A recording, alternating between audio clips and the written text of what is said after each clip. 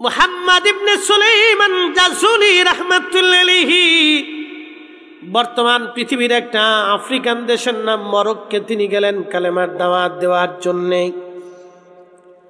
যাচ্ছেন বারবার নামক এলাকা মরু অঞ্চল পথ অতিক্রম করতেছিলেন। পানি শেষ হয়ে গেল। জোহরের নামাজের সময় ওযু করবেন, নামাজ পড়বেন, মরুভূমির ভিতরেই তিনি নামাজ পড়বেন। চিন্তায় পড়ে গেলেন পানি নাই। ওযু করব, তায়াম্মুম তো করা যাবে বটে, কিন্তু শরীয়তের মাসালা পানি না পাইলে আগে তায়াম্মুম করার জন্য মাটি দিয়ে তায়াম্মুম করা যাবে, কিন্তু আগে পানি অনুসন্ধান করা লাগবে। আপনি তায়াম্মুম করতে পারবেন, কিন্তু যত সময় পানি ব্যবহার করতে পারবেন তত সময় তায়াম্মুম হবে না। এমন একটা স্থানে গেলেন পানি নেই, তো আপনাকে খুঁজতে হবে পানি পাওয়া যায় কিনা, চেষ্টা দিয়ে। যদি পানি না পান তখন তায়াম্মুম করতে পারবেন। তো মুহাম্মদ ইবনে সুলাইমান জাসুলি রাহমাতুল্লাহি আলাইহি তিনি বারবার মরুভূমির ভিতরে পানি খুঁজতেছে, দেখি কোথাও কোনো নিদর্শন পাওয়া যায় কিনা। তো দৌড়াইতে দৌড়াইতে হাঁটতে হাঁটতে হাঁটতে হাঁটতে লক্ষ্য করলেন বহু দূরে জঙ্গল দেখা যায়। চিন্তা করলেন জঙ্গল যেহেতু আছে অবশ্যই পানিও আছে, কারণ গাছ তো আর পানি ছাড়া বাঁচতে পারে না। পাখিও আছে, যেহেতু পাখি আছে তাহলে পাখি তো পানি ছাড়া বাঁচে না, অবশ্যই পানিও কোথাও না কোথাও আছে। সুদূর মরুভূমির পথ অতিক্রম করে সুলাইমান জাসুলি পানির জন্য তিনি রওনা করলেন। যেতে যেতে যেতে যেতে ওই জঙ্গলের মধ্যে তিনি লক্ষ্য করলেন, ভিতরে ঢুকে লক্ষ্য করলেন গাছের নিচে একটা ছোট্ট কুঁড়ে ঘর। কুঁড়ে ঘরের পাশে দাঁড়ায় ডাক দিলেন, কেউ কি আছো? পানির বড় প্রয়োজন আমার। আমি একজন মুসাফির, জোহরের নামাজ পড়ব, ওয়াক্ত হয়েছে, সময় হয়ে গেছে, আমি নামাজ পড়ব। কেউ কি আসো, পানির ব্যবস্থা করবা? ঘরের ভিতর থেকে কোনো আওয়াজ হলো না। তিনি লক্ষ্য করলেন পাশে একটা কুয়া দেখা যায়। দৌড়ায় কুয়ার পাশে এসে দেখলেন কুয়ার গভীরে পানি আছে, কিন্তু পানি উঠানোর মতো কোনো ব্যবস্থা নাই। হযরত সুলাইমান জাসুলি পানি উঠানোর মতো কোনো দড়িও নাই, মশকও নাই, বালতিও নাই। কি করে তিনি পানি উঠাবেন চিন্তায় পড়ে গেলেন। একবার দৌড়াইয়া ঘরের কাছে আসে, আবার কুয়ার পাশে যায়, আবার জঙ্গলের মধ্যে আশেপাশে তালাশ করে, কোথাও কোনো ব্যবস্থা নাই। সুলাইমান জাসুলি বারবার বারবার ঘোরাফেরা করে, কোথাও কোনো দড়ি নেই, মশক নাই, কি করে পানি উঠাবে সে? চিন্তায় পড়ে গেলেন। ঠিক এমন সময় তিনি লক্ষ্য করলেন কুয়ার দূরে দাঁড়াইয়া একটা ছোট্ট মেয়ে মুস্কি মুস্কি মুস্কি মুস্কি আসে। ডাক দিয়ে বললেন, মা রে, তুমি কেন হাসো? দড়ি মশক কি তুমি সামলে রাখছো নি? ডাক দিয়ে বলতেছে, হুজুর আপনার নাম কি? বলে, আমার নাম মুহাম্মদ ইবনে সুলাইমান জাসুলি। বলে, হুজুর কেন দৌড়ান? বলে, মারে পানি উঠাবো, ওযু করব। তুমি কি রশি সামলাইছো? কেন মুস্কি মুস্কি আসো? মেয়েটা ডাক দে বলে, হুজুর আপনার নাম শুনেছি, আপনি মস্ত বড় মুহাদ্দিস, তবে হুজুর বলে যান দরিয়ার মশক ছাড়া কি পানি উঠানো যায় না? দড়ি মশক ছাড়া কি পানি উঠানো যায় না? মেয়েটার দিকে তাকে বলেন, মা বলো কি? দড়ি মশক ছাড়া আমি কি করে পানির নিচ থেকে, কুয়ার ভিতর থেকে পানি উঠাবো বলো? বলে, হুজুর দাঁড়ান, আমি উঠাচ্ছি। মেয়েটা কুয়ার পাশে গেল, কি যেন পড়তে লাগলো আর থুতু মারতে লাগলো। কিছু সময় পরে সুলাইমান জাসুলি দেখলেন পানি উঠে উঠে উঠে উঠে উঠে উঠে একেবারে কুয়া পরিপূর্ণ হয়ে গেছে। আর একটু জোরে বলবেন আল্লাহু আকবার। বলেন, আল্লাহ আছে? আল্লাহ আছে? ইসলাম সত্য?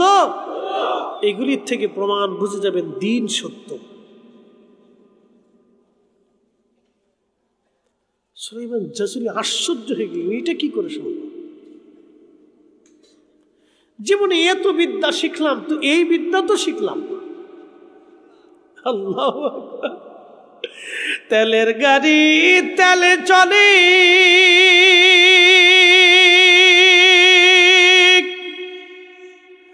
হাওয়ার গাড়ি হাওয়ায় উড়ে, বিনা তালে চালায় গাড়ি নবী সুলাইমান।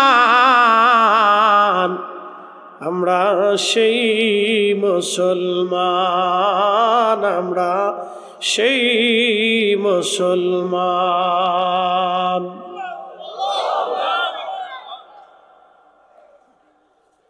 মুহাম্মদ ইবনে সুলাইমান জাজুলি আশ্চর্য হয়ে গেলেন, হায় হায়, দড়ি সারা বসক সারা মেয়েটা কেমনে পানি উঠাইল। আল্লাহর ওলি মেয়েটা দৌড়ে ঘরের মধ্যে চলে গেল। আল্লাহর ওলি ওযু করলেন, নামাজ পড়লেন। নামাজ শেষ করার পরে কিছু পানি নিজেও পান করলেন। পান করার পরে বসে ভাবতেছেন, এত বছর হাদিস পড়াইলাম কিন্তু আজও পর্যন্ত এই বিদ্যা শিখি নাই। কুয়ার নিচ থেকে মেয়েটা কি করে পানি উঠাইল, এই বিদ্যা তো আর আমার হাতে নাই। হেঁটে হেঁটে কুড়ে ঘরের দরজার সামনে দাঁড়ায় ডাকে, মা, ও মা, দরজা খোলো মা, আমি মুহাম্মদ ইবনে সুলাইমান জাজুলি আসছি রে মা, দরজা খোলো মা, দরজা খোলো। মারে দরজা খোলো, আমি তোমার কাছে আসছি রে মা। কেন আসছেন হুজুর? দরজা খোলা যাবে না, আপনি চলে যান। ছোট্ট মেয়েটা বলতেছে, আপনি চলে যান, দরজা খোলা যাবে না, নিষেধ আছে। বলতেছে, মারে তুমি যেই কালাম পড়ে কুয়ার নিচ থেকে পানি উঠে আজকে আমার উজু করাইলা, নামাজ পড়াইলা, পানি পান করাইলা রে মা, ওই কালামের মালিকের দোহাই দিয়ে বলতেছি, তুমি দরজাটা খোলো মা, তোমার সাথে দুটি কালাম করে বাক্য বিনিময় করে চলে যাবো। মেয়েটা দরজা খুলে বলল, হুজুর এমন একজনের দোহাই দিছেন যে দরজা না খুলে পারলাম না। কি চান আপনি? একসাথে বলেন আল্লাহু আকবার। কি চান? বলে, মারে ওই দোয়াটা আমাকে শিখিয়ে দিয়ে দাও। দোয়াটা কি? বলে, হুজুর দোয়া হচ্ছে আল্লাহর নবীর দুরূদ শরীফ। একসাথে বলে হুজুর গাউসে পাক মহিউদ্দিন আব্দুল কাদের জিলানী রাহিমাহুল্লাহ, আল্লাহু আকবার, সেরুর আসরার একটা দুরূদ লেখছেন। এই দুরূদটা হতে পারে জানি না, তো মনোযোগ দিয়ে। তো বলতেছে, মা দুরূদ শরীফটা তুমি আমাকে শিখাই দাও। বলে, হুজুর ক্ষমা করবেন, আল্লাহ রসুলের পক্ষ থেকে এটা কাউকে তার অনুমতি ছাড়া শিখানোটা অনুমতি নাই। বলে, মা তোমার সাথে রসুলের কথা হয়? স্বপ্নে দেখা হয়। মেয়েটাকে সুলাইমান জাজুলি বলতেছে, মা রে তোমার সাথে আল্লাহর হাবিবের দিদার হয়? বলে, হ্যাঁ হয়। তো বলে, কেমনে শিখছো মা? বলে, আমি মার থেকে শিখছি। কার থেকে? মায়ের থেকে শিখছি। বলে, মা তুমি কি শিখাবো না? বলে, দুঃখিত, আল্লাহর নবীর এজাজত নাই। বলে, কোথায় পাবো? বলে, তামাম দুনিয়া ঘুরে দেখেন দুরূদ পান কিনা। উনি ওইখান থেকে সফর করলেন সারা পৃথিবী, আরবে, আজমে, আফ্রিকাতে। শুনতে পারলেন ইয়ামান একটা দুরূদ আছে এক মুহাদ্দিসের কাছে, তিনি ওইখানে গেলেন। ওইখান থেকে জানলেন জর্দানে আছে, তিনি সেখানে গেলেন। জর্দান থেকে শুনলেন সিরিয়াতে আছে, সিরিয়াতে আসলেন। সিরিয়াত থেকে শুনলেন ইরাকে আছে, ইরাকে আসলেন। ইরাক থেকে শুনলেন এই সৌদি আরবে আছে, মদিনাতে আছে, মদিনাতে আসলেন। মদিনার থেকে শুনলেন ওই এই কুয়েতের এক মুহাদ্দিসের কাছে আছে, তিনি সেখানে আবার গেলেন। আপনি বুঝতে পারতেছেন যে কত পরিশ্রম হয়েছিল সেই দিন। গাড়ি নাই, প্লেন নাই, বিমান নাই, হেঁটে হেঁটে হেঁটে হেঁটে হেঁটে হেঁটে সারা দুনিয়া খুঁজে খুঁজে 2 বছর পরিশ্রম করে নবীর 500 দুরূদ জোগাড় করলেন। কত দুরূদ? 500 দুরূদ জোগাড় করলেন। খাতায় লিখে লিখে লিখে লিখে নোট করে আবার সেই মরক্কের বারবারে আসলেন। এসে মেয়েটাকে বললেন, মা আমি খাতার মধ্যে কাগজের মধ্যে লিখে দিয়েছি, আমি সারা দুনিয়া ঘুরে ঘুরে 2 বছর পরিশ্রম করে আল্লাহর নবীর 500 দুরূদ জোগাড় করেছি রে মা। এই দুরুদের মধ্যে তোমাকে নবীর জির দেওয়া সেই দুরুদ শরীফটা আছে কিনা একটা বার তুমি কলম দিয়ে দাগায় দাও। আল্লাহ নবীর আশিক ওই আফ্রিকান মরক্কান মেয়েটা তিনি হযরত মুহাম্মদ ইবনে সুলাইমান জাজুলির ওই রিসালাখানা পড়ার পরে বললেন, হুজুর এই 500 দুরুদের মধ্যে আমার নবীর দেওয়া দুরুদ শরীফটা লেখা আছে। বলে হুজুর এই 500 দুরুদের ভিতরে আমার রাসূলের দেওয়া দুরুদ শরীফ লেখা আছে। বলে মা ছোট্ট করে নিচে একটু দাগ দিয়ে দাও। বলে হুজুর ক্ষমা করবেন, আপনার জন্য আমার বড় মায়া হয়, কিন্তু এই দুরূদ শরীফ আমাকে দেওয়া বলে দেওয়াটা আমার নবীর পক্ষ থেকে ইজাজত নাই, যেহেতু হুকুম নাই অতএব আমি লিখে দিতে পারবো না। বলে মারে তাহলে এই দুরূদের ফজিলত থেকে কি আমি বঞ্চিত হব? বলে হুজুর বঞ্চিত হবেন না, আপনি প্রত্যেক দিন আপনি রিসালাটা একবার করে তেলাওয়াত করবেন, তাহলে আমার নবীর দেওয়া ওই দুরূদের বরকত আপনার আমলনামায় এসে যাবে। একবার জোরে বলা যাবে কে মারহাবা। ইমাম আহমদ ইবনে হাম্বল এক আত্মীয়ের বাড়িতে দাওয়াত খেতে গেছে। যাওয়ার পরে ইমাম আহমদ ইবনে হাম্বল রাহমাতুল্লাহ আলাইহিকে খাবার দিছে। তো জিজ্ঞেস করলেন খাবার কোথা থেকে আনছে? বলল হুজুর খাবার আনছি ইমাম, আমার এক এই বাদশার খলিফার সাথে আমার খুব সম্পর্ক, তিনি আমাকে কিছু হাদিয়া দিয়েছেন, সেখান থেকে আপনার খাবারের ব্যবস্থা করছি। ইমাম আহমদ ইবনে হাম্বল ডাক দিয়ে বলেন, এই খাবার আমার জন্য না, তুমি খলিফার রাজদরবার থেকে টাকা আনছো, সেই টাকার খাবার আমাকে দিচ্ছ। শোনো, খলিফাদের টাকার ভিতরে গরিব মানুষের রক্ত লেগে থাকে, মজলুমদের রক্ত লেগে থাকে, এই খাবার আমি খাবো না।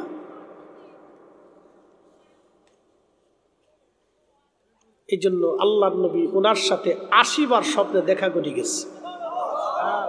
না না একসাথে বলেন আল্লাহু আকবার।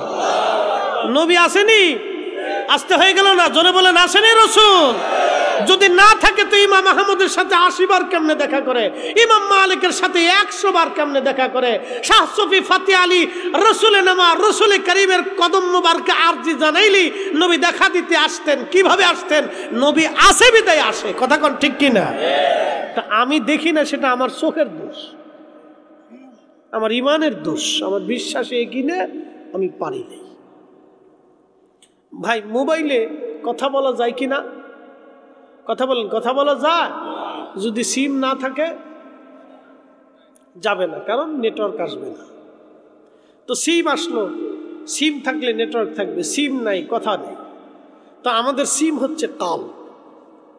এটার ভিতরে যখন জং পড়ে, ময়লা জমে, আবর্জনা জমে, পাপ জমে, তখন এটা দিয়ে আর কিছু হয় না। আল্লাহর সাথেও কথা বলা যায় না, আল্লাহ রসুলের সাথেও কথা বলা যায় না। এই জন্য আমাদের কাল নষ্ট করে ফেলছি। কথা ঠিক কিনা? এই জন্য আউলিয়া একরাম কালকে জিন্দা করতেন, সিম জিন্দা করতেন। এটা এটা এটা এই জন্য মোরাকাবায় বলে দিতেন, ও ওখানে আসছে। মোরাকাবায় বলে আল্লাহর সাথে কথা বলতেন, আল্লাহর পক্ষ থেকে মেসেজ আসতো, মেসেজ কালবে মেসেজ আসতো। 1450 বছর আগে রাহমাতুল লিল আলামিন নবী আমার ওইখানে বসলেন। আপনি যদি এখনো রাত্রিবেলা যান, উহুদে যাওয়ার পরে দেখবেন ওই ফাঁকা জায়গা, ওইখানে যে যদি আপনি বসেন, দেখবেন বাতাসে বাতাসে ওই ফাঁকা জায়গা থেকে আল্লাহর বেহেশতের ঘিরান এখনো আসতে থাকে। আমি নিজে তার রাজসাক্ষী, আমি উপস্থিত ছিলাম। দীর্ঘ সময় আমি ওখানে বসেছিলাম। এশা পড়ছি আমরা কয়েকজন আলেম, এশা পড়ছি, নফল পড়ছি, বিতের পড়ছি, মিলাদ শরীফ পড়ছি, দোয়া করছি ওখানে বসে থেকে। রাত্রিবেলা শুধু সুঘ্রাণ আসতে থাকে, সুঘ্রাণ আসতে থাকে। শোনেন, আপনাদেরকে একটা আজকে কথা বলি। এই যে আমাদের দেশের কিছু ভাইদের এক ধরনের চিন্তা চেতনা, যে আমরা সুন্নিরা যাহা করি এগুলি সব বাতিল, মিথ্যা, আমরা ভুলের মধ্যে আছি, তাদের এই চিন্তা চেতনা। তারা মনে করে আমরা অতিরঞ্চিত করি বা অতিরিক্ত করি। আচ্ছা বলেন তো, 1450 বছর পরেও সেই উহুদের পাহাড় থেকে এখনো সুঘ্রাণ আসে। তাহলে আপনি আল্লাহকে কি বলবেন যে রব্বি আপনি তো অতিরিক্ত করে ফেললেন? 1450 বছর পরে পাহাড় থেকে সুঘ্রাণ আসার কি প্রয়োজন আছে? এটা বন্ধ করে দেন।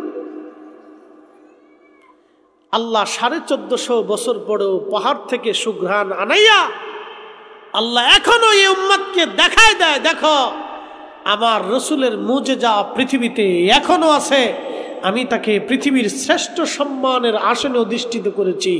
কথা বলেন ঠিক না বেঠিক? তাকে বুঝতে হবে কোনো কিছুর অতিরিক্ততাই খারাপ। শানে রাসালাতকে যারা ছোট ছোট করে দেখে তাদের কাছে এগুলি মামুলি বিষয়, কিন্তু আমরা সুন্নিদের কাছে এগুলি মামুলি না, এগুলো মহা নিয়ামত মনে করি। কথা ঠিক কিনা? আমরা কি মনে করি? নিয়ামত মনে করি। এমনকি রাসূল করিমের পবিত্র চাদর মুবারকের একটা সুতাকেও আমরা মহা মূল্যবান নিয়ামত মনে করে থাকি। কথা কোন ঠিক কিনা? হযরতে আমিরে মুয়াবিয়া রাদিয়াল্লাহু আনহু ইন্তেকাল করছেন। ইন্তেকাল করার পরে ওনার কাছে নবীজির নখ মোবারক রাখছেন। কি রাখছে? নখ। নবীজি কাটলেন, রেখে দিয়েছেন, ওটা উনি সংগ্রহ করলেন। নবীজি চুল মোবারক রাখছেন, সংগ্রহ করলেন। এই আরো কিছু চাদর দিয়ে কিছু রাসূলের কারীমের ব্যবহারকৃত বস্তু উনি রেখে দিয়ে উনি ইন্তেকালের সময় সাহাবায়ে কেরাম এবং ওনার অনুসারী যারা ছিলেন তাদেরকে বললেন যে আমার ইন্তেকালের পরে আমার কাফনের ভিতরে তোমরা আল্লাহ রসুলের এই জিনিসগুলি দিয়ে দিবা। একসাথে বলবেন না আল্লাহু আকবার? আচ্ছা বলেন তো, তাহলে উনি কি মনে হয় বিরাট বড় শিরিকের কাজ করছে, তাই না? কি মনে হয়? উনি কেন করছেন? বরকতের জন্য। সহিহ মুসলিম একটা হাদিস আসছে, এক সাহাবী ইয়ামান থেকে চাদর আনছে। ইয়ামানি চাদর আগে খুব বিখ্যাত চাদর ছিল। যেমন আমাদের দেশে কাশ্মীরি চাদরকে আমরা খুব মূল্য দিয়ে থাকি, টাঙ্গাইলের শাড়িকে আমরা খুব প্রাধান্য দিয়ে থাকি, শাহজাদপুরের লুঙ্গিকে আমরা খুব প্রাধান্য দিয়ে থাকি, বগুড়ার দইকে আমরা প্রাধান্য দিয়ে দিই, ফরিদপুরের খেজুরের গুড়কে আপনারা প্রাধান্য দিয়ে থাকেন। এক এক এলাকার এক এক, কুমিল্লার বিখ্যাত সেই রসমালাইকে সারা দেশেই পরিচিত, প্রাধান্য দিয়ে থাকে। এক এক এলাকায় এক একটা জিনিস বিখ্যাত। তো ইয়ামানের চাদর ওই সময় খুব বিখ্যাত ছিল। চাদর এনে আল্লাহ রসুলকে দিলেন। আর এক সাহাবী রসুলের পাশ থেকে বলতেছি, ইয়া রাসূলুল্লাহ, আপনি আমাকে ওই চাদরটা ভিক্ষা দিয়ে দেন। একসাথে বলবেন আল্লাহু আকবার। তো প্রিয় নবীজির আদত ছিল উনি কেউ কিছু চাইলে উনি মাহরুম করতেন না, উনি দিয়ে দিতেন। সাহাবীকে নবী দিয়ে দিলেন চাদর মুবারক। চাদর দিয়ে দেওয়ার পরে অন্যান্য সাহাবীরা বেজার হয়ে গেল। ওই সাহাবীকে ডেকে বললেন, তুমি কি জানো না চাদর নবীর খুব দরকার? তুমি কেন চাদর নিলা? কি জন্য তুমি চাদর নিলা? তুমি তো এটাও জানো চাইলে নবী দিয়ে দিবে। তুমি তো নিজেও জানো চাদর আল্লাহর নবীর প্রয়োজন ছিল। তুমি চাইলা কেন? নবীকে কেন তুমি কষ্ট দিলা? কারণ কি? কেন কষ্ট দিলা তুমি? তো সাহাবীর খুব ভয় পেয়ে গেছে। হ্যাঁ, কথা তো সত্য। রাসূলের তো চাদর দরকার, একজন গিফট দিছে আর আমি এটা চেয়ে নিয়ে নিলাম, এটা কেমন হয়ে গেল? যেমন আপনি যদি আমাকে ধরেন একটা টুপি দিছে, হুজুর টুপিটা আপনি নেন, তো একজন এসে বলতেছে হুজুর টুপিটা আমাকে দিয়ে দেন, তা আমি শরম লজ্জা পরেও দিয়ে দিলাম। কিন্তু আমার কাছে একটু হলেও খারাপ লাগবে যে টুপিটা একজন আমাকে গিফট দিল আর উনি নিয়ে নিল, উনি তো অন্য কিছু নিতে পারত। কথা ঠিক আছে না? এই সাহাবী খুব ভয় পাচ্ছে যে হ্যাঁ, রসুলকে কি আমি কষ্ট দিয়ে ফেললাম? আপনি একটু চিন্তা করেন যে আল্লাহর নবীকে সাহাবীরা সামান্য কষ্ট দিতেও ডরাইতো। একসাথে বলবেন আল্লাহু আকবার। আর আমাদের দেশে একদল আছে বুকে হাত বেঁধে নামাজ পড়ে, তারা বলে রসুলের আব্বা আম্মা কাফের ছিল। আচ্ছা বলেন তো, রসুলের আব্বা আম্মাকে কাফের বলে তারা কি রসুলকে কথা দিয়ে কষ্ট দেয় নাই? কথা কন না কেন? কথা দিয়ে কষ্ট দেয় নাই? আপনি যদি আমাকে এসে বলেন হুজুর ফরিদী সাহেব হুজুর আপনার বাপে চোর ছিল, তাহলে আপনি কি আমাকে কথা দিয়ে কষ্ট দেন নাই? অবশ্যই কষ্ট দিয়েছেন। আপনি আমাকে কথা দিয়ে কষ্ট দিয়েছেন। তো যারা রসুল করিমের আব্বা আম্মাকে কাফের জাহান্নামী মনে করে তারা মূলত রসুলের আল্লাহর হাবিবকে কথা দিয়ে কষ্ট দেয়। কথা বলেন ঠিক কিনা? আর আমরা যখন বলবো তখন আমরা হয়ে যাই বেদাতি। আমরা তখন বিরাট বড় অপরাধ করে ফেলছি, অনেক বড় গুনাহ করে ফেলছি। অক্ষত বলতে পারবো না, সত্যটা উপস্থাপন করতে পারবো না। প্রিয় হাজিরিন, বল্লভপুরবাসী মনোযোগ দিবেন। আল্লাহর হাবিবের সাহাবী মনে মনে বিরাট বড় ভয় পেয়ে গেলেন, রসুল কি কষ্ট পেয়ে গেল কিনা। তিনি আল্লাহর নবীর দরজায় গেলেন, নবীজির সামনে যায় বলতেছেন, ইয়া রাসূলুল্লাহ আপনি আমারে মাফ করে দেন, আমার ভুল হয়ে গেছে। বলে সাহাবী কি জন্য ক্ষমা চাও? বলি ইয়া রাসূলুল্লাহ চাদরটা আপনার খুব প্রয়োজন ছিল, আমি আপনার কাছ থেকে চাদরটা চেয়ে আনছি। নবীজি বললেন না আমি কষ্ট পাই নাই, তোমাকে দিয়ে দিলাম, যাও। সাহাবী বলতেছি ইয়া রাসূলুল্লাহ চাদরটা আমি ব্যবহার করার জন্য নেই নাই।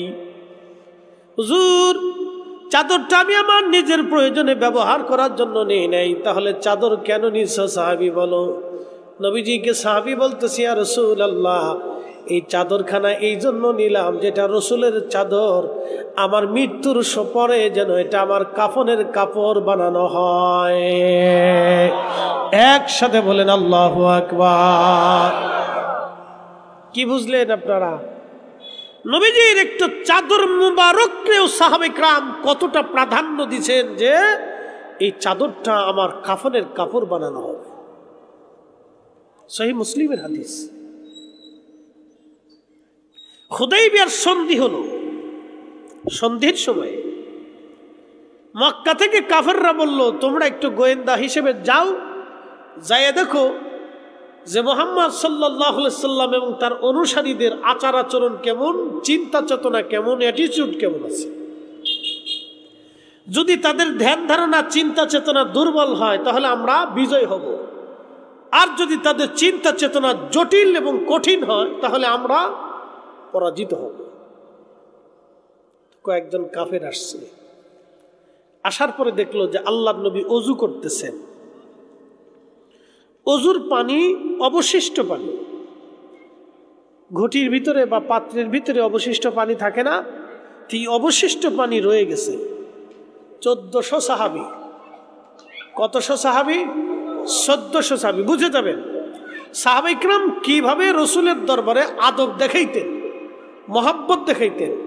এবং আমরা যে মহাব্বত দেখাই সেজন্য কি আমরা বেদাতি হইলাম কিনা এটা আমাদের বুঝার দরকার। কথা ঠিক কিনা? আমাদের কি দরকার?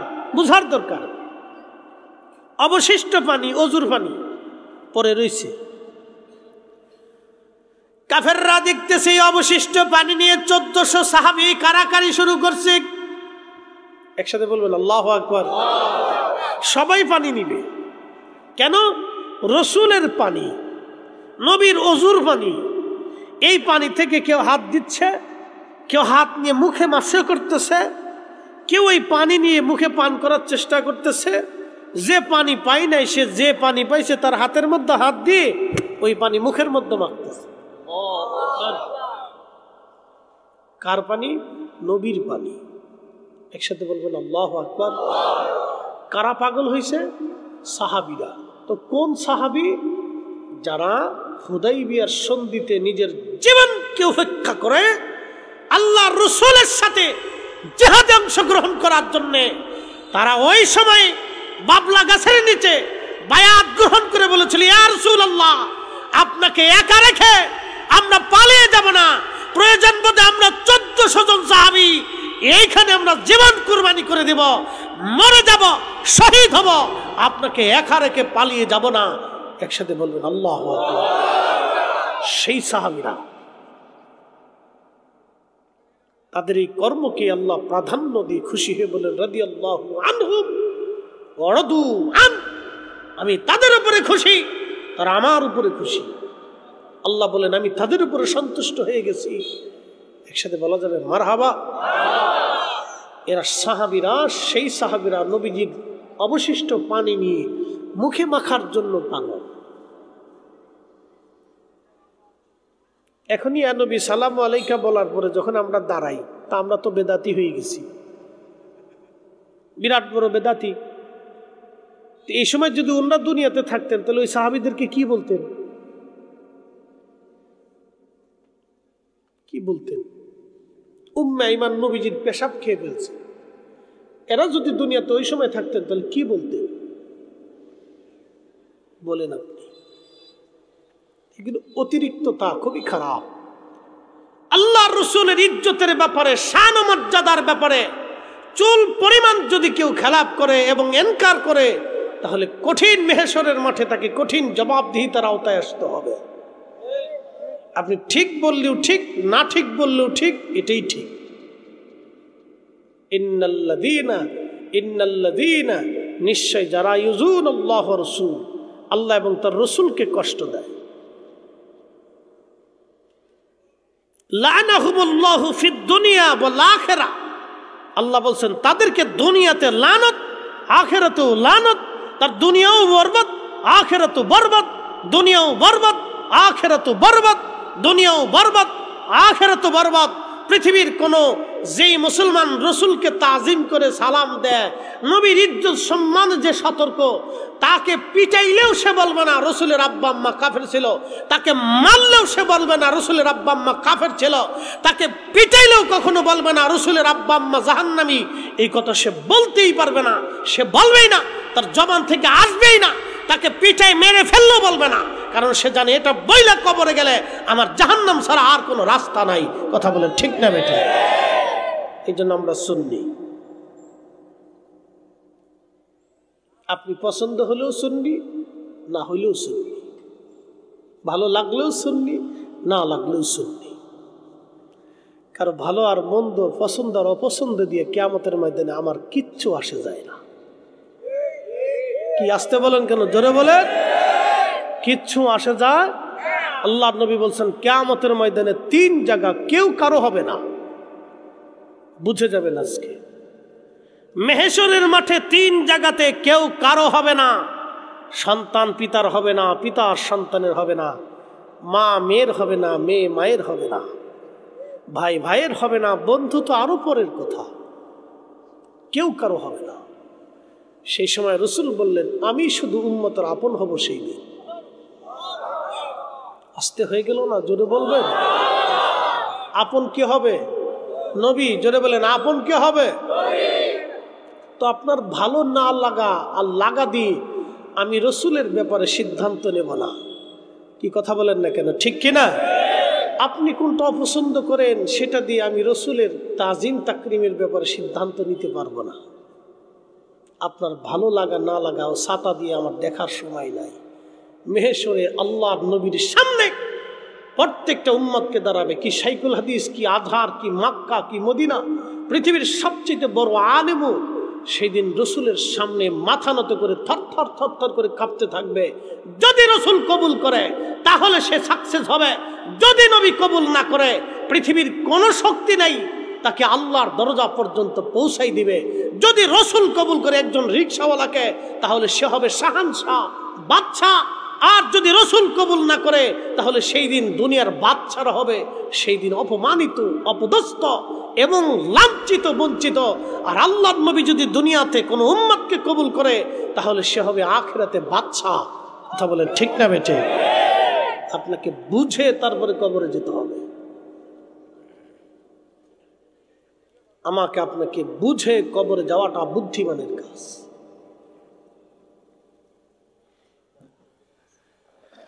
প্রিয় বল্লভপুরবাসী মনোযোগ দিবেন। এইরকম বহু ঘটনা আমি আপনাদের সামনে উপস্থাপন করতে পারি। আল্লাহর নবীর ইশকে, রাসূল ইশকে, মহব্বতের বিষয়ে। যে উহুদের কথা বলছিলাম, এই উহুদের মাঠে একজন সাহাবী শহীদ হয়ে গেলেন। তার নাম হযরতে মালিক ইবনে সানানা। যারা হজে গেছেন, উমরায় গেছেন, তারা দেখবেন মালিক ইবনে সানানার শহীদ হওয়ার জায়গা হলো যেখানে নবীজি দন্ত মোবারক শহীদ হলো ওইখান থেকে নবীজিকে নিয়ে যাওয়ার জন্যে পাহাড়ে নিয়ে যাবে। সাহাবে কেরাম ঘিরে ফেললেন নবীকে, যাতে কাফেররা নবীকে আর আঘাত করতে না পারে, কষ্ট দিতে না পারে। শুধু দন্ত শহীদ হয় নাই, প্রিয় নবীজির মাথা মোবারক কেটে হেলমেটটা মাথার ভিতরে কড়া ঢুকে গেল। হেলমেটের ভিতরে যে কড়া ছিল, এই কড়াটা মাথা মোবারকের মধ্যে ঢুকে যে একবারে হাড় পর্যন্ত চলে গেল, গোশত ভেদ করে হাড়ে চলে গেল। কড়াটা ভেঙ্গে মাথা মোবারকের সঙ্গে লেগে রইল। এই সময় কোনো সাহাবী কড়াটা বের করতে পারতেছে না। আল্লাহর হাবিবের বিরাট বড় কষ্ট হচ্ছে, কারণ এই কড়াটা বের করতে না পারলে নবীর কষ্ট হবে। মালিক ইবনে সানানা রাদিয়াল্লাহু তাআলা আনহু, ঠিক এই সময় এক সাহাবী দৌড়ায় এসে নবীজির মাথা মোবারকের ভিতর থেকে লোহার কড়াটা কামড় দিয়ে ধরে একটা টান দিয়ে কড়া বের করে নিয়ে আসলেন। কড়াটা বের করে নিয়ে আসার পরে আল্লাহর নবীজির দন্ত মাথা মোবারক থেকে রক্তগুলি গড়িয়ে গড়িয়ে গড়িয়ে গড়িয়ে পড়তেছিল। মালিক ইবনে সানানা দৌড়ে এসে নিজের জিহ্বাখানা দিয়ে চেটে চেটে চেটে চেটে রক্ত পরিষ্কার করতেছিলেন।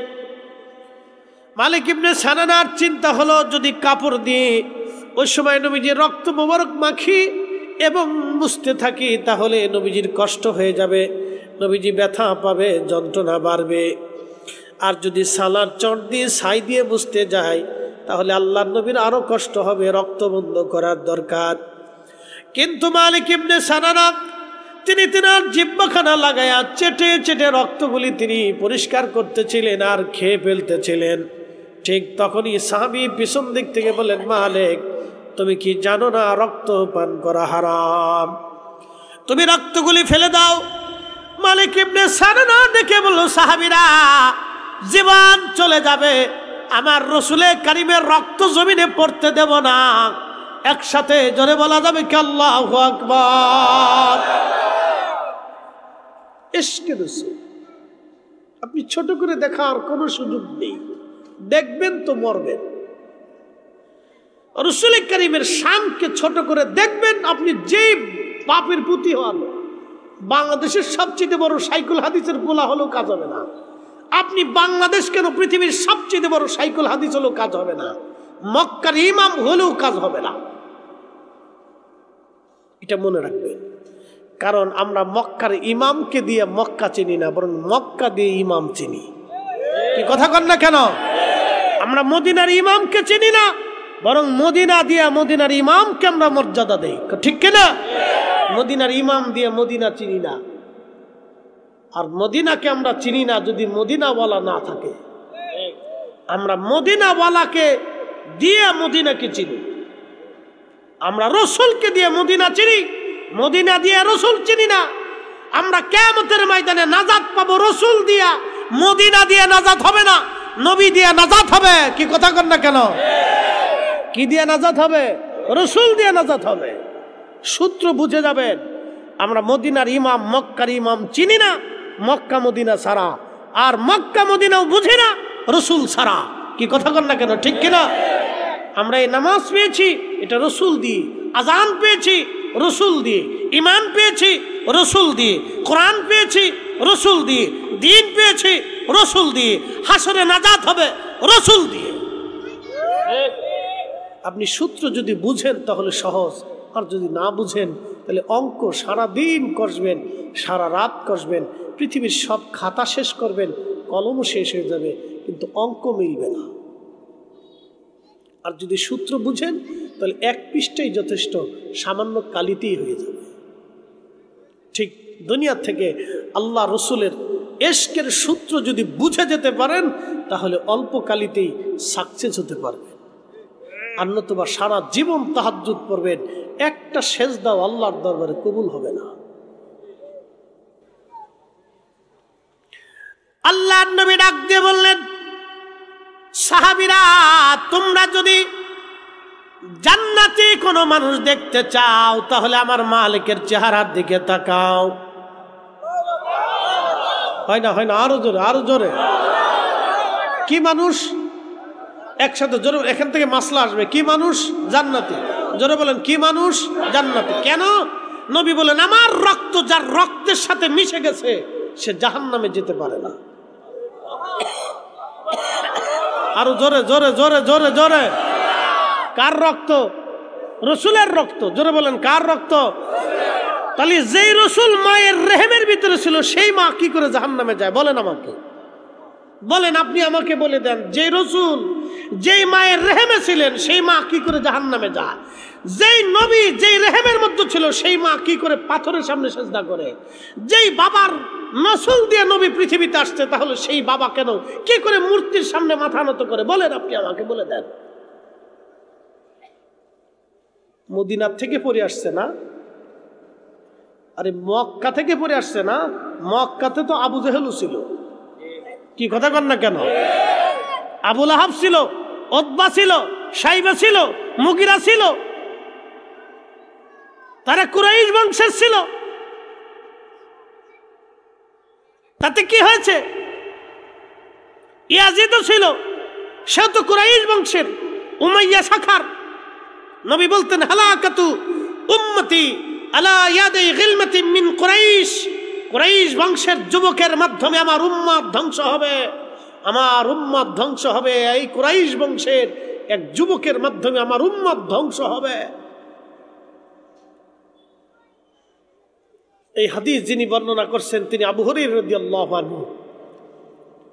আল্লামা ইমাম হাজার আসকালানি ফাতহুল বারি শরহে বুখারীর মধ্যে তিনি লিখেছেন, এই হাদিসের ব্যাখ্যা করতে যেয়া ফাতহুল বারিতে ইমাম হাজার আসকালানি আশ-শাফিঈ পৃথিবীর 4 মুহাদ্দিসের এক মুহাদ্দিস, 4 হাদিস বিশারদের এক হাদিস বিশারদ ইমাম হাজার আসকালানি তিনি লিখতেছেন, হযরত আবু হুরায়রা মাঝে মধ্যে দুয়াতে বাজারে বাজারে ঘুরতেন আর বলতেন আল্লাহুম্মা লা তুদরিকনি সানাতুস সিত্তিনা ওয়ালা ইমারাতুস সিবিয়ান। আল্লাহ তুমি আমাকে 60 হিজরির সেই যুবকের শাসন থেকে তুমি আমাকে বাঁচাও। আল্লাহুম্মা লা তুদরিকনি সানাতুস সিত্তিন ওয়ালা ইমারাতুস সিবিয়ান। আল্লাহ তুমি আমাকে হেফাজত করো 60 হিজরির সেই যুবকের শাসন থেকে তুমি আমাকে হেফাজত করো আল্লাহ। 60 হিজরিতে ক্ষমতায় বসেছিল ইয়াজিদ।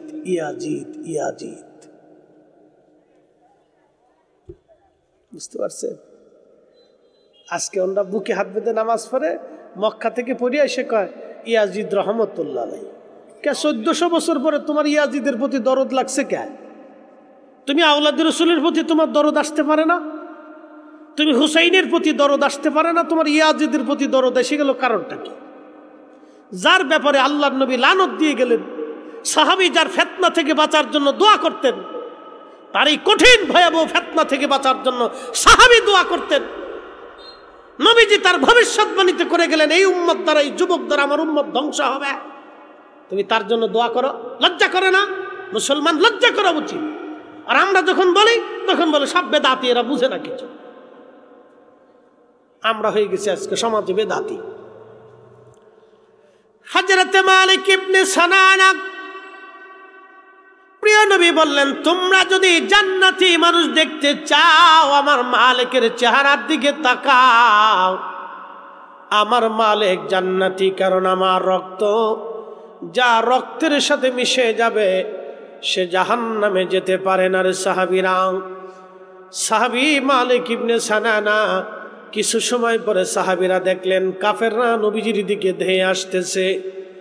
বৃদ্ধ সাহাবী তলোয়ার হাতে নিয়ে, ঢাল হাতে নিয়ে একা শত শত কাফেরদের সাথে যুদ্ধ শুরু করলেন। আল্লাহর নবীকে রক্ষা করতে যাইয়া নিজে জিহাদের ময়দানে যুদ্ধ করে করে সাহাবী শহীদ হয়ে গেলেন। একবার জোরে বলা যাবে কে মারহাবা। এই যে দুরূদ শরীফ পড়লেন, এই দুরূদ শরীফটা হলো এই আপনাদের পক্ষ থেকে আল্লাহর রাসূলের জন্য হাদিয়া স্বরূপ। দুরূদ শরীফ পড়ার সাথে সাথে আর দেরি হয় নাই, সেকেন্ডের মধ্যে আমার নবীজির রওজা মুবারকে পৌঁছাই গেছে। ফেরেশতা বলে হুজুর আব্দুল করিমের বেটা আব্দুর রহিম বাংলাদেশের কুমিল্লার বল্লভপুরের বাইতুন নূর জামে মসজিদের মাঠে বসে তারা ওয়াজ শুনতেছে। এই ওয়াজের মাঠে তারা আপনি নবীর শানে দুরূদ পাঠিয়েছে। আজকের মাহফিলের সংবাদটাও আমার রসুলে কারিমের দরবারে চলে গেল। এই জন্য আমরা সুন্নিরা মাঝে মধ্যে দুরূদ শরীফ আপনাদেরকে পড়াই। এই জন্য আবু বকর সিদ্দিক ফুরফুরাবি আল কুরাইশি রহমাতুল্লাহ আলাইহি দুরূদ শরীফ পড়ায় গেছেন। বসিরহাটি আল্লামা রুহুল আমিন বসিরহাটি রহমাতুল্লাহ আলাইহি মাহফিলের ভিতরে ভিতরে দুরূদ পড়াইতেন। হযরত শাহ সুফি ফাতেহ আলী রসুলনামা রহমাতুল্লাহ আলাইহি মাহফিলে দুরূদ শরীফ পড়াইতেন। হযরতে মুজাদ্দিদ আল ফসানি সিরহিন্দির পর থেকে শাইখ আব্দুল হক মুহাদ্দিস দেহলভী রহমাতুল্লাহ আলাইহি নবীর মিলাদের মাহফিল কায়েম করিয়া দুরুদ ও সালাম মিলাদ কিয়াম করাইতেন, দুরুদ ও সালাম পাঠ করাইতেন। কারণ এই দুরুদ সালাম যেইখানে হয় আমার আল্লাহর পক্ষ থেকে নগদ নগদ রহমত আসে, বাকি ঝুঁকি কোনো কাজ নাই। দুরুদের হাদিয়া আল্লাহর উম্মত নগদ নগদ দেয়, আর আল্লাহর পক্ষ থেকে বান্দার জন্য নগদ নগদ আসে, এখানে কোনো বাকি ঝুঁকি নাই। আল্লাহু আকবার। ইয়া রাসূলুল্লাহ, ইয়া রাসূলুল্লাহ। তাহলে দুরুদ নগদ নগদ। দুরুদ কি? নগদ নগদ। মদিনায় যায় কি? নগদ নগদ। মদিনার রওজা শরীফে পৌঁছায় যায় নগদ নগদ। এখানে কোনো বাকি নেই, সরাসরি কানেকশন রওজা শরীফের সাথে। দুরুদ শরীফের কানেকশন সরাসরি রওজা শরীফের সাথে।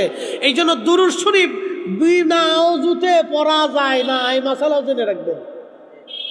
দুরুদ শরীফ বিনা ওযুতে পড়া যায় না, পড়লে নেকি হয় না। বিনা ওযুতে দুরুদ হয় না, নাপাক অবস্থা তো প্রশ্নই আসে না। বিনা ওযুতে দুরুদ মঞ্জুর হয় না। এই জন্য ওযু অবস্থায় পবিত্র হালতে দুরুদ শরীফ যদি মদিনায় পৌঁছাইতে পারেন তো নগদ নগদ সরাসরি চলে যাবে। একসাথে বলবেন না মারহাবা। দুরুদ আপনি ছোট করে দেখতে পারেন না, ভাববেন আমি যেটা পড়ছি এটা বেদাত, নতুন আবিষ্কার। তাহলে বলেন আল্লাহুম্মা কি আবিষ্কার করছে, সল্লে আলা কি আবিষ্কার করলো, সাইয়্যিদেনা মাওলানা মুহাম্মদ ও আলা আলে সাইয়্যিদেনা মাওলানা মুহাম্মদ। এই শব্দগুলি বাংলার হুজুররা বানায় নাই, এটা মদিনা থেকেই আসছে। কি কথা কন না কেন? আল্লাহুম্মা কি আমরা বানাইছি? সল্লে আলা কি আমরা বানাইছি? এটা মদিনার দেওয়া, মদিনার দেওয়া শব্দ, এটা আমাদের দেওয়া শব্দ না। শব্দ মদিনার দেওয়া। বাংলাদেশের আবু বকর সিদ্দিক ফুরফুরাবি বানায় নাই, মুজাদ্দিদ আল ফসানি সিরহিন্দি বানায় নাই, শাইখ আব্দুল হক মুহাদ্দিস দেহলভী বানায় নাই, ফাতেহ আলী রসুলনামা বানায় নাই, এটা ইমামে আল হযরত বানায় নাই, এটা কোনো আলেম বানায় নাই, কারামত আলী জোনপুরি বানায় নাই। এটা মদিনার দেওয়া শব্দ। আল্লাহুম্মা সাল্লি আলা সাইয়্যিদেনা মাওলানা মুহাম্মদ, এটা আমাদের বানানো শব্দ না, এটা মদিনার দেওয়া শব্দ। বুঝতে হবে। আল্লাহ আমাদেরকে শব্দগুলি বোঝার তৌফিক দিক বলে না। এই শব্দ দিয়ে দুরূদ পড়তে পারেন, সাল্লাল্লাহু আলাইহি ওয়াসাল্লাম, এই শব্দ দিয়েও পড়তে পারেন। বহু দুরূদ আছে। হাফেজ ইবনে কাইয়্যিম জালাউল আফহামের ভিতরে প্রায় 29 ধরনের দুরূদ লেখছেন, আমার ঘরে আছে। ইবনে কাইয়্যিম জৌজি 29 প্রকারের দুরূদ লেখছেন, 29 ধরনের। আল্লামা মুহাম্মদ ইবনে সুলাইমান জাসুলি লেখছেন 500 প্রকারের দুরূদ। একসাথে বলবেন না মারহাবা। সব শব্দমালা মদিনার থেকে আসা। আপনি সুন্দর সুন্দর শব্দমালা দিয়ে আল্লাহ রসুলের শানে দুরূদ পড়তে পারেন। আচ্ছা আমার দিকে তাকাবেন, একটু কথা শুনবেন। রসুলের সাহাবী হাসান বিন সাবিত তিনি নবীর প্রশংসা করতেন আরবি শব্দমালা দিয়ে। ইন্নাকা উলিতা মুবাররান মিন কুল্লি আইব কাআন্নাকা কদ খুলিকতা কামা তাশা ওয়া দাম্মাল ইলাহু ইসমান নবী বিইসমিহি ইযা ক্বালা ফিল খামসিল মুআজ্জিন আশহাদ ওয়া শাক্কা লাহু লিয়ুযিল্লাহু ফাজুল আরশি মাহমুদুন ওয়া হাদা মুহাম্মদ সাল্লাল্লাহু আলাইহি ওয়াসাল্লাম। আচ্ছা আমাদের দেশে অনেক ভাইরা বলে না যে তোমরা নবীজির নাম শুনে চুমা খাও, বলে যে নবীজির নাম শুনে যে চুমা খান, তাহলে আল্লাহ বড় না নবী বড়? তো সবাই বলে আল্লাহ বড়। তাহলে আল্লাহর নাম শুনে কেন চুমা খান না? যুক্তিকতা আছে না? আমার এই ভাইয়ের যুক্তি সুন্দর। যুক্তি কি সুন্দর, আমি অসুন্দর বলতেছি। তিনি তিনার দৃষ্টিভঙ্গি থেকে যুক্তি দিতেই পারেন, তার দেওয়ার অধিকার আছে। আমি অধিকারকেও ক্ষুণ্ণ করতেছি না, তার অধিকার আছে, তিনি দিতে পারেন। কিন্তু মূলত কি আমি আপনাদেরকে এখন বুঝাই, খুব মনোযোগ দেবেন। এই মাসালা অত্যন্ত সহজ এবং সুন্দর। আপনাদেরকে বলি যে আল্লাহ নাম বাদ দিয়ে আমরা রসুল নামে চুমা কেন খাইলাম? কি কথা আছে না যে আল্লাহর নাম তো শ্রেষ্ঠ। শ্রেষ্ঠ কার নাম? আল্লাহর নাম শ্রেষ্ঠ না? আল্লাহর কত নাম আছে? আল্লাহ আছে, রহমান আছে, রহিম আছে, করিম আছে, সত্তার আছে, জব্বার আছে, খালিক আছে, বার আছে। আল্লাহর কত সুন্দর সুন্দর নাম আছে। আপনি এই নামে চুমা না খাইয়া রসুল নামে চুমা খান, কারণটা কি?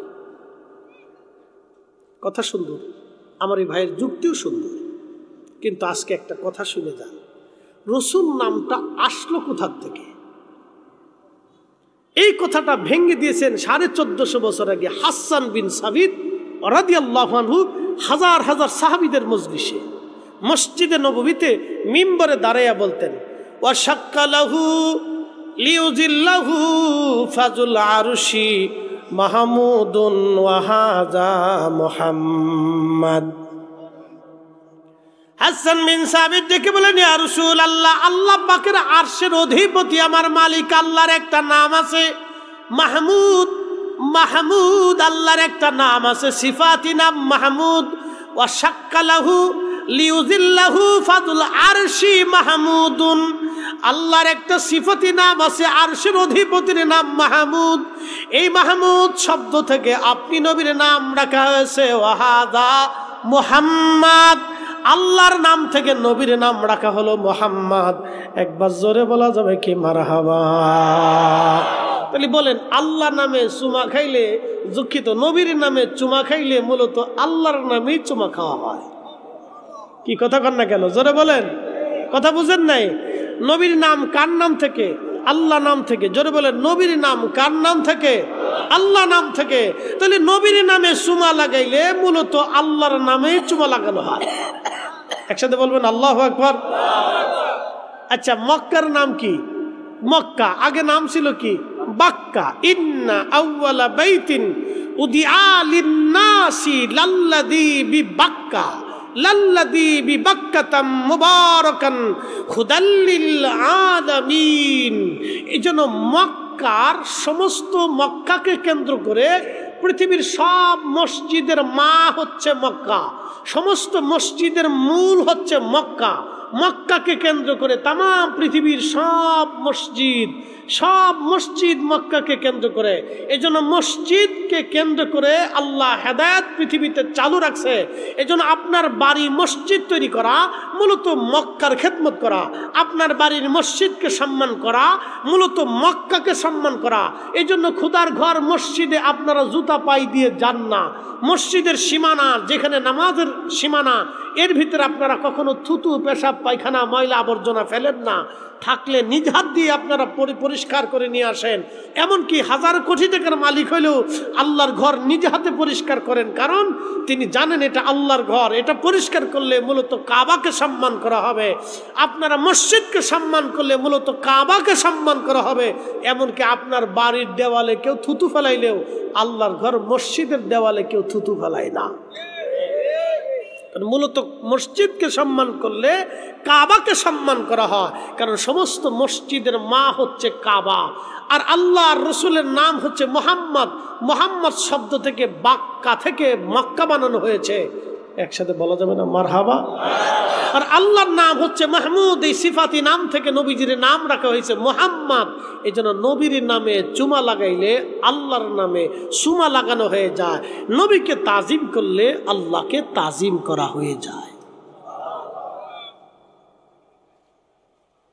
কথা বুঝাইতে পারছি আপনাদেরকে? একবারে সহজ। যদি না বুঝেন তাহলে আরেকটু আয়াতের মাধ্যমে বুঝাইতেছি। কুল ইন কুনতুম তুহিব্বুনাল্লাহা ফাত্তাবিউনি ইউহিব্বুকুমুল্লাহ।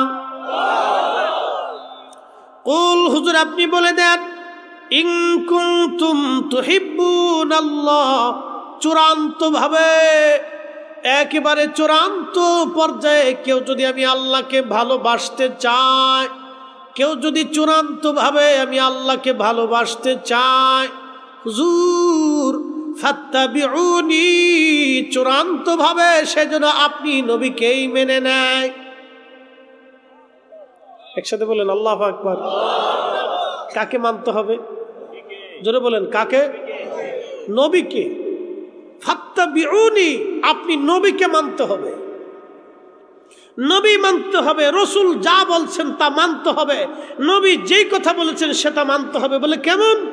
রসুল বলেন, আবু বকর আমি এই হেরেম থেকে রওনা দিয়ে বোরাকের পিঠে চড়ে বাইতুল আকসাতে নামাজ পড়েছি, সব নবীরা আসছে, ইমামতি করে 2 রাকাত নামাজ পড়ি, ওখান থেকে আসমানে রওনা করেছি, সপ্তম আসমান পাড়ি দিয়ে সিদরাতুল মুনতাহা হয়ে উফুকিল আলাতে আল্লাহর সাথে দেখা করে, সাক্ষাৎ করে, কথা বলে, জান্নাত জাহান্নাম প্রদক্ষিণ করে দেখা করে আমি দেখে তারপরে আবার পৃথিবীতে এসেছি আমার ঘরে, তখনও অজুর পানি গড়াইতেছে, বিছনা তখনও গরম আছে।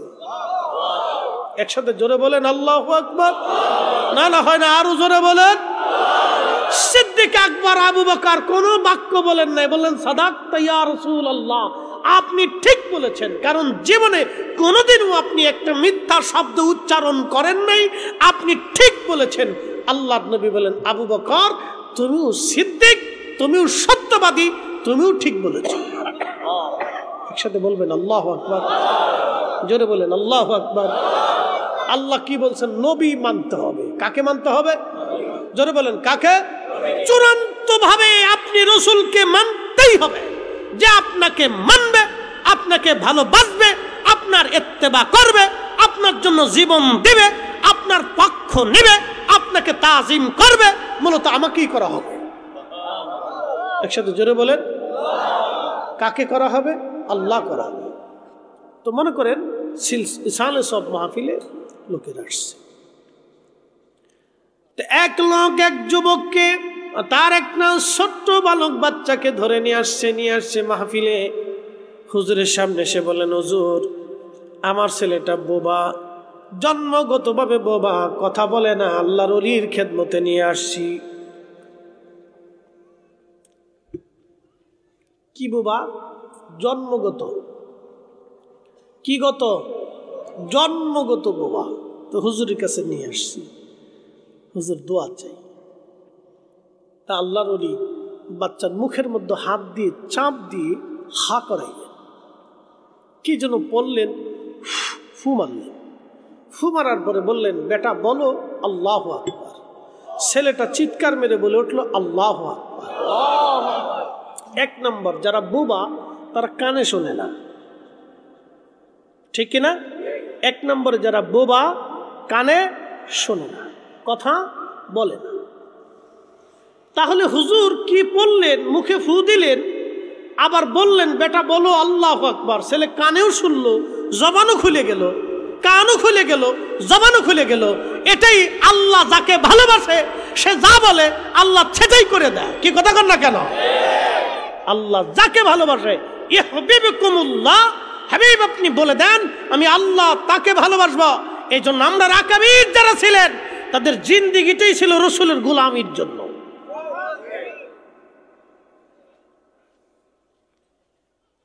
সূত্র সহজ, সূত্র একেবারে সহজ। বিশ্ববিখ্যাত ইমাম মোল্লা আলী কারি মক্কি হানাফি, তিনি মক্কাতুল মুকাররমায় বসে একখানা কিতাব লিখেছেন, আল মাউরিদুর রাবি ফি মাউলিদিন নবী সাল্লাল্লাহু আলাইহি সাল্লাম। কিতাবের মধ্যে তিনি একটা ঘটনা লেখেন। ভারত উপমহাদেশের অন্যতম বাদশা ছিলেন, সে বাদশার নাম হচ্ছে বাদশাহ হুমায়ুন। মুঘল সাম্রাজ্যের বাদশাহ হুমায়ুন উনার তৎকালীন সময়ে ওনার সময়ে কালেমার দাওয়াত দিতে এসেছিলেন আল্লাহর একজন মহান ওলি, তার নাম হযরত খাজা মাহমুদ বাহদাবনী নকশবন্দি রহমাতুল্লাহ আলাইহি। খাজা মাহমুদ বাহদাবনী নকশবন্দি রহমাতুল্লাহ আলাইহি তিনি কালেমার দাওয়াত দেওয়ার জন্য ভারতবর্ষে এসে গেলেন। বাদশাহ হুমায়ুন জানলেন অনেক বড় বুজুর্গ সুদূর উজবেক থেকে আফগান থেকে এসেছেন কালেমার দাওয়াত দেওয়ার জন্যে। তিনি নকশবন্দিয়া তরিকার উজ্জ্বল নক্ষত্র ছিলেন খাজা মাহমুদ বাহদাবনী নকশবন্দি রহমাতুল্লাহ আলাইহি। ঠিক ওই সময় বাদশাহ হুমায়ুনের প্রধান উজির ছিলেন বৈরাম বেগ। বৈরাম বেগকে বললেন, বৈরাম আপনি হুজুরের কাছে যে আমার রাজ দরবারে দাওয়াত করেন, হুজুর যেন আসে এবং রাজ দরবারে এসে যেন আমার জন্য দোয়া করে যায়। মোল্লা আলী কারি মাক্কি 450 বছর আগে আল মাউরিদের মধ্যে তিনি লেখেন মাহমুদ বাহদাবনীর দরবারে বৈরাম বেগ নিজে গেলেন, হুজুর বাদশাহ হুমায়ুন তার রাজ দরবারে আপনাকে দাওয়াত করেছেন, হুজুর যেন দাওয়াত কবুল করে নেন। তখন খাজা মাহমুদ বাহদাবনী নকশবন্দি বললেন, বৈরাম আমি কোনো রাজা বাদশার রাজ দরবারে দাওয়াত গ্রহণ করি না, কারণ রাজা বাদশাদের রাজ দরবারে শুধু গরিব আর মাজলুম মানুষের রক্ত তাদের অর্থের মধ্যে লেগে থাকে, এখানে কোনো আমি দাওয়াত গ্রহণ করি না। আমি কোনো রাজ দরবারে রাজা বাদশার দাওয়াত নেই না, কারণ তাদের অর্থের ভিতরে মজলুম গরিব দুঃখী মানুষের রক্ত লেগে থাকে। হিসাব কষে দেখবেন এই কথাটা রাত্রিবেলা যে বাড়িতে বসে চিন্তা করবে যে রাজা বাদশাদের অর্থের ভিতরে মজলুমদের রক্ত লেগে থাকে, পরিশ্রমী মানুষের ঘাম লেগে থাকে, আপনি বাড়ি যে চিন্তা করবেন। কথার দূরত্ব অনেক, ওজন অনেক, বিরাট ওজন এই কথা। মল্লভপুরবাসী মনোযোগ দিবেন। খাজা মাহমুদ বাহদাবনী নকশবন্দি ফিরিয়ে দিলেন বৈরাম বেগকে। বৈরাম চলে গেলেন বাদশাহ হুমায়ুনের রাজ দরবারে। বাদশাকে বলেন, বাদশাহ হুজুর দাওয়াত কবুল করে নাই, তিনি কোন রাজা বাদশার দরবারে দাওয়াত নেন না। বাদশাহ বলেন, হুজুরকে তো আনতেই হবে, না হলে আমার দরবারে দোয়া করবে কে? হুজুরের দোয়ার বড় দরকার, ইনি এত বড় বুজুর্গ, ওনার দোয়ার বড় প্রয়োজন। কি করলে হুজুরকে আনা যায় বলো? বলে আমি যাই হুজুরকে জিজ্ঞাসা করি কি করলে হুজুর আসবে। হুজুর গেলেন, বৈরাম আবার গেলেন হুজুরের খেদমতে। হুজুর বাদশার দোয়ার বড় প্রয়োজন, তিনি বিনয়ের সাথে আপনাকে বলেছেন কি করলে আপনি বাদশার দরবারে দোয়া করতে যাবেন। তখন মাহমুদ বাহদাবনী নকশবন্দি বললেন, যায়া বলেন বাদশাহ যদি রাজ দরবারে মিলাদ শরীফের ইন্তজাম করে তাহলে আমি শুধু রসুলের ইজ্জতের সম্মানের জন্য মিলাদ শরীফ পড়তে দোয়া করতে যাব, অন্যথায় বাদশার জন্য যাব না। জোরে জোরে জোরে জোরে জোরে আরো জোরে বলেন আল্লাহু আকবার। বুঝতে পারতেছেন এত বড় ওলিরা মিলাদ শরীফকে প্রাধান্য দিতেন, মোহাম্মত করতেন, কারণ এখানে রসুলের দুরুদ আছে, সালাম আছে, নাত আছে, দোয়া আছে, জিকির আছে। কথা বলেন ঠিক কিনা? প্রাধান্য দিতেন। আপনার কাছে খারাপ লাগতে পারে, ওটা দিয়ে আমাদের চলে না, ওটা দিয়ে আমরা চলি না, ওটা দিয়ে আমাদের চলে না। আপনার কাছে খারাপ লাগলে লাগতে পারে, সবই যে ভালো লাগবে তা তো কোনো কথা না। বহু মানুষ নামাজ পড়ে না, তাতে কি নামাজ দেশে বন্ধ হয়ে গেছে? বহু মানুষ রোজা রাখে না, তাকে রোজা বন্ধ হয়ে গেছে? বহু মানুষ আল্লাহকে আল্লাহ বলে মানে না, সেজন্য কি আজান বন্ধ হয়েছে? তো বহু মানুষ নবীর মিলাদ দুরুদ সালাম মানবে না, তাতে আমরা বন্ধ করতে পারবো না। তো কথা বলেন ঠিক কিনা? এটা চলবে ইনশাআল্লাহ, আল্লাহ কবুল করুক বলে না। আমি বলে হুজুর কেন চালাবেন? বলে দিয়ে যে এই জন্যই চালাবো, কারণ জমিন কার? একসাথে বলেন, জমিন কার? আসমান কার? এখানে আইন চলে কার? সূর্য কার আইন মানে? জমিন কার আইন মানে? এই বাতাস কার আইন মানে? এই যে শীত আসতেছে, এই আবহাওয়া শীত কার আইন মানে? কুত্তা বিলি ছাগল সব পশু পাখিরা কার আইন মানে? সব সৃষ্টি আল্লাহর আইন মানে। আল্লাহ নিজে কোরআনে বলছেন সাল্লু সাল্লু, তোমরাও দুরূদ চালাইতে থাকো, সাল্লু আলাইহি ওয়া সাল্লিমু তাসলিমা, তোমরাও আমার রসুলের শানে দুরূদ চালাইতে থাকো। এই জন্য আল্লাহর আইনে আমরাও দুরূদ চালাইতেই থাকবো। এই জন্য ঘরে ঘরে নবীর দুরূদ মিলাদ চালু করার দরকার। কথা কোন ঠিক কিনা? কার আইনে? একসাথে বলেন, কার আইনে? আল্লাহর আইনে চালানোর দরকার। বাস, এক কথাই শেষ। আমরা কারো আইনে চালানোর দরকার নেই। তো আল্লাহ চালাইতে বলছেন, এই জন্য চালাইতেই থাকবে। কথা কি বুঝাইতে পারছি আপনাদেরকে? আল্লাহ কবুল করুক বলে না। আমি এবার দুরূদের একটা ফজিলতের কথা বলে শেষের দিকে চলে যাব। বিশ্ববিখ্যাত ওলি হজরতে মুহাম্মদ ইবনে সুলাইমান জাসুলি, তিনি ইন্তেকাল করলেন। 70 বছর পরে ওনার কবর ভেঙে গেল, অথবা ওনার দেশের বাদশা কবর সরানোর জন্য 70 বছর পরে, অ্যাটেনশন মনোযোগ দেন, কত বছর? 70 বছর পরে ওনার কবর স্থানান্তর করার জন্য বাদশা ব্যবস্থা করলেন। কবর থেকে মাটি সরানোর পরে দেখলেন 70 বছর আগে একজন মানুষকে যেইভাবে কবরে রাখা হয়েছে 70 বছর পরে ওইভাবেই কবরের মধ্যেই আছে। হয় না? হয় না? এখান থেকে অনেক কিছু শিখাইতেছি। একসাথে বলেন আল্লাহু আকবার। বলেন আল্লাহ আছে, আল্লাহ আছে, নবী আছে, কবরের জিন্দিগি আছে। এই বুঝে যান, কবরের জিন্দিগি আছে। কত বছর? 70 বছর কবরের ভিতরে একই রকম, একটা চুল পরে নাই, দাড়ি পরে নাই, মোষ পরে নাই, চুল পাকে নাই, ত্বক নষ্ট হয় নাই, ঠোঁট পচে যায় নাই, চোখ নষ্ট হয় নাই, ভুরু নষ্ট হয় নাই, চোখের পাতা নষ্ট হয় নাই, এমনকি শরীরের ত্বকে দাগ পরে নাই, কাফনের কাপড় পর্যন্ত ময়লা হয় নাই। কারণ কি? 70 বছর পর্যন্ত একই রকম কবরের ভিতরে ব্লাড সার্কুলেশন তখনও চলতেছে, রক্ত সঞ্চালন চলতেছে, শরীর তখনও গরম। মানুষ মারা গেলে শরীর ঠান্ডা হয়, বলে কারণ কি? রক্ত চলাচল বন্ধ হয়ে যায়, রক্ত ঠান্ডা হয়ে যায়, শরীর ঠান্ডা হয়ে যায়। তো 70 বছর পর্যন্ত কবরের ভিতরে ওনার রক্ত সঞ্চালন তখনও আছে।